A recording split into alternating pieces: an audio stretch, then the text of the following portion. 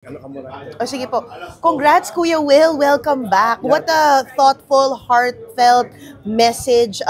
Hindi ko po alam kung naluluha ba kayo or kamusta nung binigay nyo yung impromptu message na yun? Malungkot eh. Malungkot yung nangyayari sa bansa natin. Magulo, nag-aaway-away.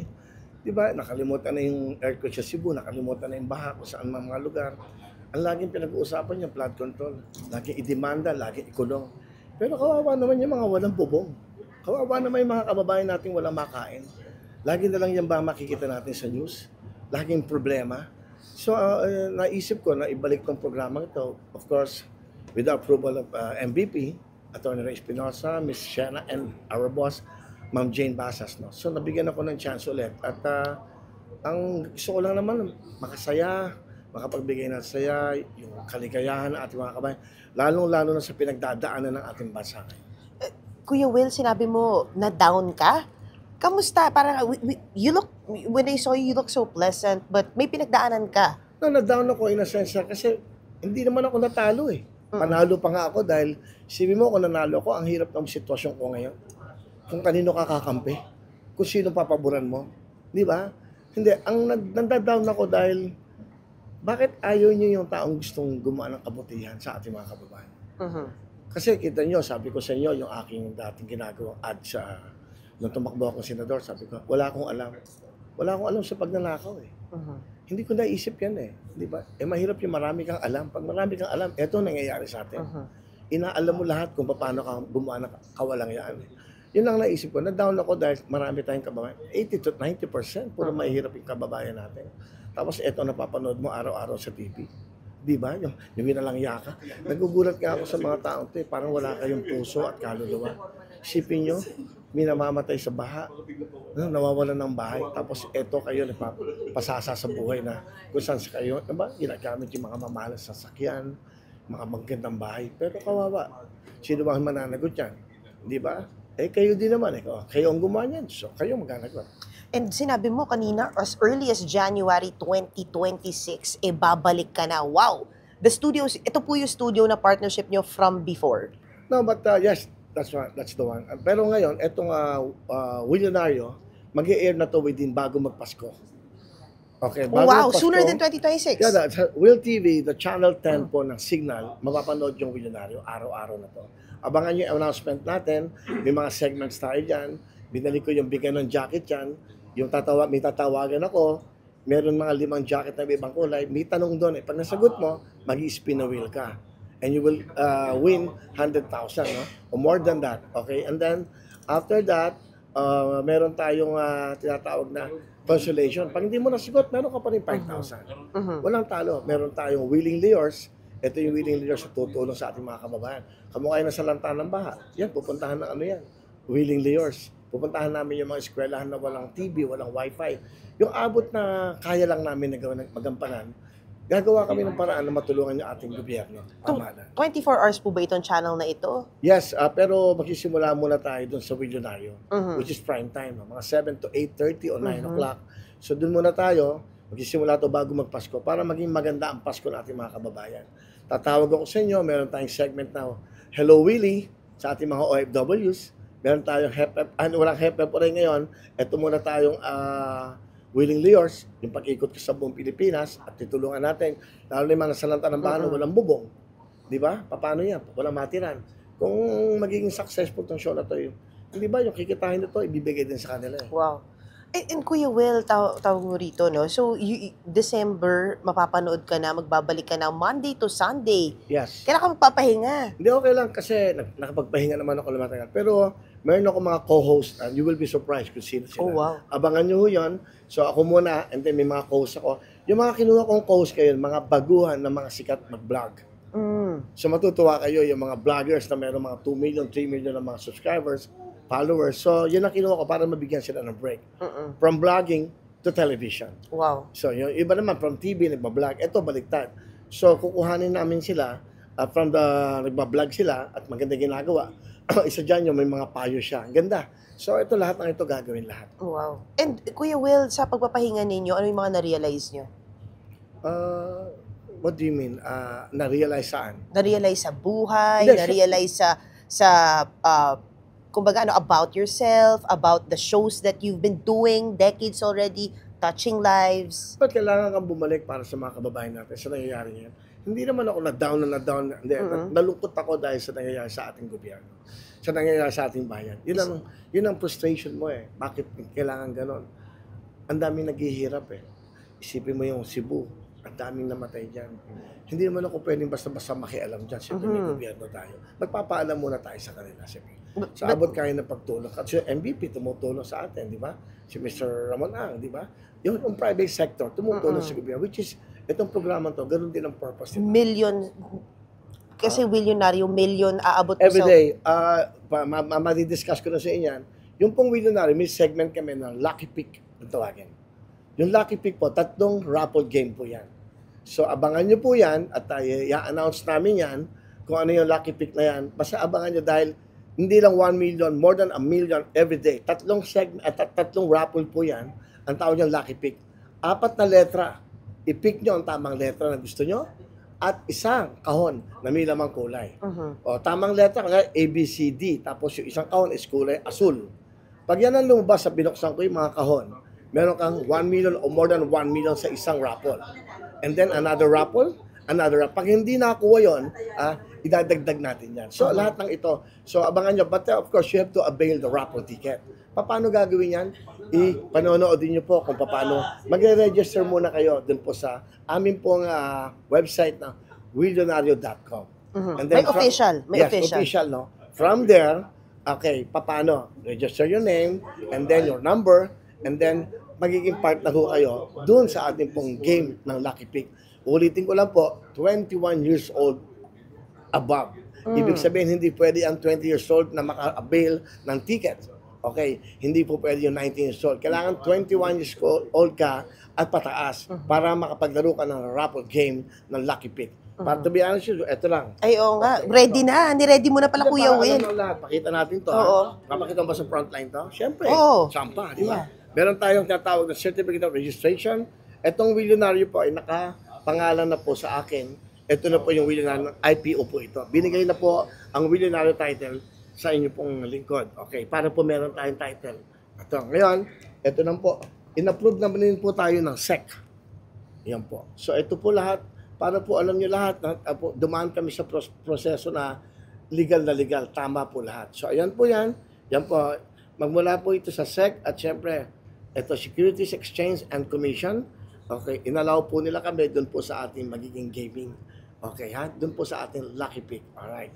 And then, ito po ang pinaka-importante sa ating po mga game na Lucky Pick, pinag-looban tayo ng PAGCOR ng lisensya po. So, ayan po yan. At maraming po salamat sa PAGCOR at kay Chairman Tenko. At maraming po salamat sa tiwala nyo kasi sabi niya maraming matutulungan yung programa mong yan. Maganda yan. At pinayagan po nila magkaroon kami ng raffle game sa Lucky Pick. There will be a raffle game at 3 po ang ira-raffle namin every day. Monday to Sunday po. Abangan niyo po yan. Ulitin ko po. Ito po yung Will Network Inc. Yan po approved by Chairman, di ba? Alejandro H. Tenco ng PAGCOR po. Yan po. Pinagpaalam ko po sa kanya to na kung po pwedeng ipakita. Sabi niya, ipakita mo para alam nila na meron kang license and permit. So, ayan po, para ho lahat ay maayos, para alam nyo na lahat yung gagawin ko ay tama, dumaan kami sa tamang proseso. Ulitin po namin, segment lang po yung Lucky Pick. Nandiyan pa rin po yung opening ng kantahan, sayawan. Nandiyan pa rin po yung pagpili natin, ng pwedeng bigyan ng jacket.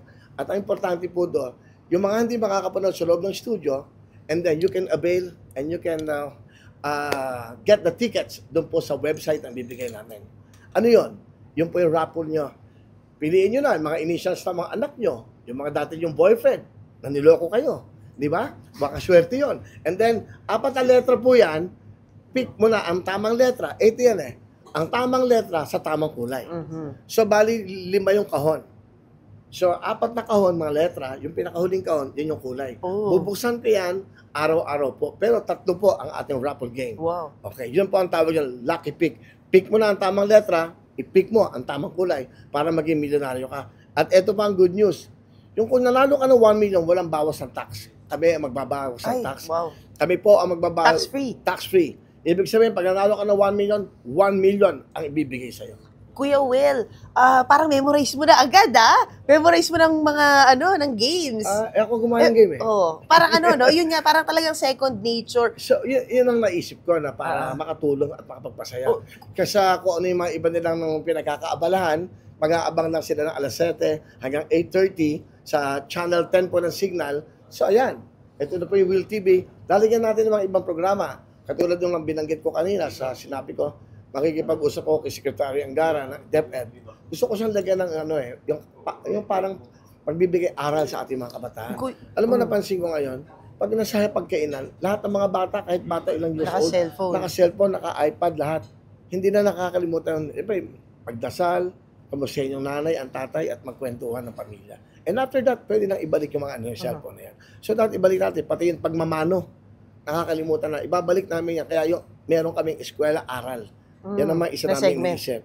Wait, Kuya Will, nanonood ka ba ng mga TikTok edits mo? Yung mga nagva-viral ka? Wala kasi akong social media eh. Hindi pinapapanood sa'yo ng mga apo mo, anak mo? Hindi, basta sabi ko, pag negative, huwag niyo akong panood. Oo naman. Pag mga hindi pero maraming hindi negative. Maraming positive, nakakatuwa. Pag positive, buntis na yan.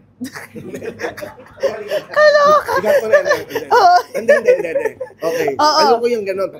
Dahil positive to, ayoko. Oo, ayaw. Takot ka. Iba pala dating sa'yo nun, Oo nga eh. Pero hindi, kamusta na yung tawag ito, ready ka naman mag-viral ulit sa mga antics mo sa TV? Kasi doon ka talaga minahal at nakilala at naging kontrobersyal. Prangkahin mo na ako, sasabihin mo yung nagagalit ako sa TV. Pwede naman. I-explain ko sa inyo. Bakit ako nagagalit? Para malaman nyo, kami bago kami mag-on air, nire-rehearse yan. Bakit nire-rehearse? Inaaral lahat kung ano dapat mong gawin. Kailangan ka pa ba magkamali? Nire-rehearse na natin yan. Mga kababayan, madami na ho akong pinagdaanan sa programa. Nagkaroon na ako ng stampede. Hindi ko ba iaalagaan yung mga kababayan natin na nanonood sa studio? Magiging stricto talaga ako. Sabihin nyo na, nagyayabang ako sa TV. And I will be very strict kung may masasaktan, kung may matatandang madadapa. Hindi ko papayagan yan. Magalit na kayo sa akin, mayabang na ako, pero hindi ko papabayaan. Sa loob ng studio, may ma-aksidente pa. Dahil nung panahon ng stampede, ako lang ang pumupunta sa mga pamilyang yan. Ako minumura nila, ako lahat ang umaakap sa kanila. So, gusto ko maintindihan nyo bakit. Ngayon, di ba, during the time na nagkakampanya ako, may viral. Nagagalit daw ako. Isipin nyo, tinutulok yung mga matatanda sa pagkuha ng jacket. Hindi ka ba magagalit nun? Siyempre, magagalit ka. Inaagawan yung mga nanay. Gusto ko lang malaman nyo, 3 ang lola ron na bumagsak, dinala ko sa ospital. At hindi ko pinabayaan. Nung kahit na bawal na magbigay ng pera, hindi. Kailangan ko silang patingin, pinunta ako sa ospital. Pag weekend, pinupunta ako sa bahay. Yan para hindi ko to inaangat sarili ko. Pero ayoko na may nakikita na sasaktan pa sa studio. Paano ako hindi magagalit? Nag-rehearse ka.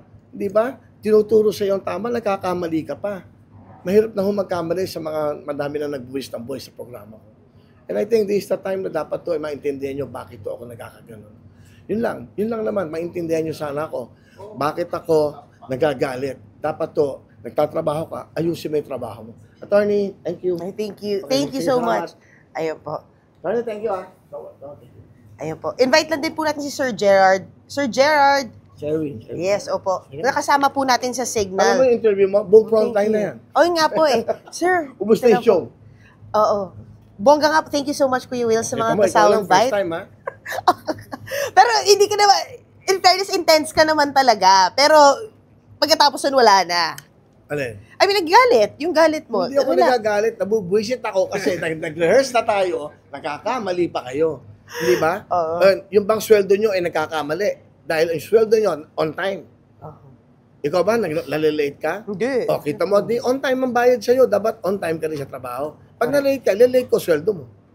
Dapat ganun di ba? Hindi tayo po pwede magtrabaho ng pajawidan. Ang nanonood sa atin, milyon. Di ba? Saka nagpakulot. Ang Ang ganda ng kulot. Ang ganda, Oo. Natural yan? Okay. Para kang puon, Ay, ang ganda. Santo.